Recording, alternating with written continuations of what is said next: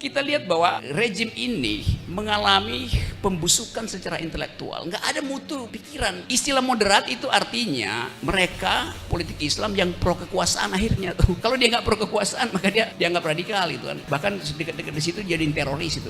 Jadi sebetulnya politisi Islam ini bahkan yang belum berpartai memperlengkapi diri dengan pengetahuan sehingga tema majority with minority mentality nggak perlu lagi dipakai sekarang. Kan sekarang pertandingannya Anda punya otak apa enggak itu. Itu aja dasarnya kan. Nggak perlu tanya Anda radikal apa nggak radikal tuh.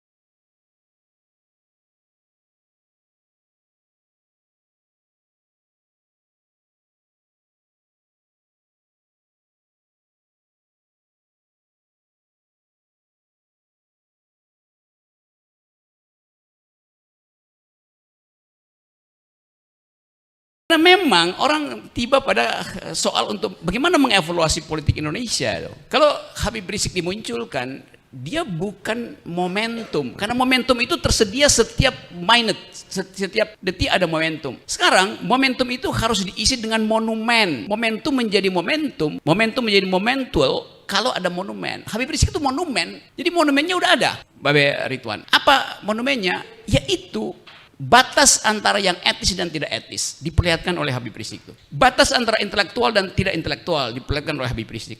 Batas antara justice dan injustice diperlihatkan oleh Habib Rizik. Saya bahas satu-satu ya supaya lebih komprehensif ini skripsinya tuh. Coba kita lihat, orang akhirnya nunggu kontras moral antara rejim Jokowi dan Habib Rizik. Kontras itu diperlihatkan di sidang pengadilan. Jadi terbentuk fasilitas baru sekarang. Bagaimana mengukur legitimasi Jokowi? Nggak usah pakai survei, pakai kontras moral itu. Ini adalah sesuatu yang kualitatif, tidak kuantitatif. Tentu orang bilang iya kontras moral, tapi dia nggak bisa diukur dengan surveinya Kodari CS, Kodari erotism, erot maksudnya, yang you bilang tadi. Kan nggak bisa diukur kan? Tetapi politik Indonesia juga sering tidak bisa diukur. Belum satu semester Orde Baru bilang, kami tumbuh 80% legitimasinya Golkar, reformasi jatuh. Jadi nggak ada gunanya kan? SBY dianggap sebagai kecil, bisa bikin dapat momentum, dia jadi monumen, jadi presiden tuh. Partai Demokrat tuh berapa persen sih awalnya tuh 27 tiba-tiba meledak karena satu peristiwa kecil itu. Yaitu dia dilecehkan oleh PDIP, oleh Taufik Kimas. Nah kita mau lihat politik selalu tiba dengan semacam keajaiban rasional. Saya sebut keajaiban rasional karena kalau keajaiban tuh ada keajaiban rasional yang tidak bisa dihitung di dalam metodologi survei itu. Tiba-tiba Habib Rizik sekarang tumbuh sebagai tokoh keajaiban rasional.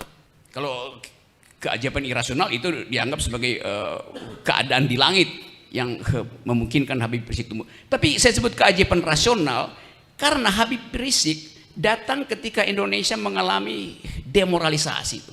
Di dalam semua hal tuh, KPK, komisaris-komisaris yang hanya dipakai untuk kepentingan tim sukses salah seorang menteri, itu kan semua demoralisasi. Yang kedua, kita lihat bahwa rejim ini mengalami pembusukan secara intelektual. Nggak ada mutu pikiran timbul dari istana. Seluruh juru bicara istana itu dungu, karena itu satu-satu kemudian disingkirkan sebetulnya hanya untuk menutupi kedunguan istana tuh, dijadiin dubes lah, dijadiin komisaris lah. Tetapi kedunguan itu melekat di istana, karena ini sistem kedunguannya ada di istana itu. Jadi kontras intelektual. Sekarang kontras injustice. Tadi Mbak Wi udah terangin bahwa Gini rasio kita itu menuju satu, makin ke atas artinya makin timpang itu. Tapi itu baru ukuran spending, belum ukuran pendapatan. Apalagi kalau rasio itu diukurkan pada kesenjangan pendapatan, dijelaskan tadi juga oleh Mbak Wi, oleh Adi. Jadi secara sosiologi seluruh variabel yang bisa membatalkan membatalkan optimisme dari rejim ini sedang ada. Pembatalan optimisme rejim membuat kita juga optimis bahwa perubahan bisa berlangsung. Kan itu soalnya kan. Jadi analisis sosiologi ada di situ tuh. Nah, karena itu saya menganggap bahwa Habib Rizik dia bukan momentum, tapi dia udah jadi monumen. Tentu orang bisa bilang partainya apa? Nggak perlu partai untuk jadi monumen tuh. Ayatullah Khomeini jadi monumen karena satu peristiwa buruk dilakukan oleh Syah Iran tuh. Malcolm X memimpin gerakan Muslim Brotherhood di Amerika, dibunuh tahun 65, juga memimpin satu gerakan moral. Anak muda akhirnya sekarang baca Malcolm X karena menginginkan satu tuntunan moral tuh. Martin Luther King juga dibunuh di Amerika karena menuntut perbaikan moral tuh melalui perjuangan hak asasi manusia. Dibunuh juga tahun 68. Duh, masih muda tuh. Anak muda membaca kembali I Have a Dream dari Martin Luther King. Anak muda sekarang baca lagi Kuba, Che Guevara. Jadi semua mereka itu adalah simbol moral yang tidak bisa dibaca dengan statistik gitu. Jadi percuma misalnya Saudara Kodari kawar 3 periode, enggak. You mesti baca bagaimana problem bangsa ini dievaluasi secara etis. Jadi saya mau ringkas sebentar bahwa ke depan kita menghitung potensi dari Muslim politics untuk menghasilkan batas etis kekuasaan. Karena kita nggak mungkin tadi kalau kita lihat statistik ya suara politik Islam itu mungkin berapa 30-24% maksimal. Tetapi bukan itu yang penting secara statistik, tapi politik Islam memelopori perubahan etika politik dan itu akan didukung oleh partai-partai sekuler, partai-partai macam-macam tuh. Kan itu intinya kan. Jadi betul tadi FPI atau Habib Rizik paham bahwa ke depan sebaiknya dia jadi guru bangsa sambil menunggu satu peristiwa politik berikutnya tuh. Sehingga dia dipanggil oleh sejarah bahkan untuk memimpin partai. Kalau kita sekarang evaluasi, diam-diam Habib Rizik diincar oleh semua surveyor untuk dijadikan ikon atau diintip peluangnya untuk jadi presiden oleh partai-partai Islam. Itu masuk akal aja kan. Bahwa kemudian politik Indonesia itu menganggap bahwa ya tapi dia bukan Islam yang moderat itu. Nanti dikampanyekan lagi kan. Habib Rizik memimpin politik Islam radikal tuh. Dan saya udah nggak anggap bahwa apa gunanya bikin perbedaan moderat dan radikal kalau isunya adalah ethical politics. Kan itu intinya kan. Kan dulu Orde Baru bikin mana yang moderat, mana yang radikal tuh, dalam upaya untuk meringkus yang radikal. Itu udah nggak dibeli orang sekarang itu. Karena istilah moderat itu artinya mereka politik Islam yang pro kekuasaan akhirnya tuh. Kalau dia nggak pro kekuasaan maka dia dianggap radikal itu kan. Bahkan dekat-dekat di situ jadi teroris itu. Nah ini bagian buruk dari labeling politik jadi Islam. Jadi ini tuh penting. Jadi yang moderat itu yang pro kekuasaan. Kalau tidak pro kekuasaan Anda dianggap radikal. Yes. Itu definisi istana begitu tuh. Itu kan definisi dungu. Padahal istilah moderat dulu di dalam kalau kita belajar comparative politics bukan dimaksudkan lawan dari yang radikal moderat itu, tapi dia ada di tengah tuh, dan di tengah bisa jadi radikal tengah juga kan. Jadi cara berpikir kekuasaan ini betul-betul mengalami sama dengan ekonomi mengalami pembusukan, sama dengan politik mengalami pembusukan.